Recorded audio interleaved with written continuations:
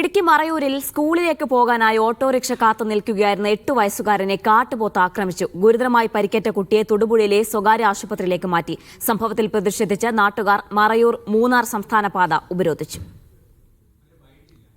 സ്കൂളിലേക്ക് പോകാൻ വീടിന് സമീപം ഓട്ടോറിക്ഷ കാത്തു നിൽക്കുന്നതിനിടയിലാണ് 8 വയസ്സുകാരനായ കാർത്തിക് പാണ്ഡിക്ക് കാട്ടുപോത്തിന്റെ ആക്രമണമേറ്റത്.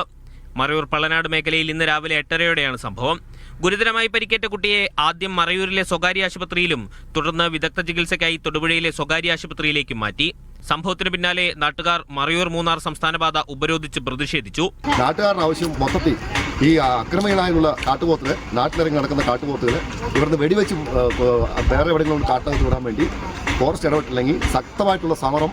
സ്ഥലത്തെത്തിയ വനംവകുപ്പ് അധികൃതർ അടിയന്തര നടപടികളും ആവശ്യമായ സഹായവും ഉറപ്പു നൽകിയതോടെയാണ് പ്രതിഷേധം അവസാനിച്ചത്.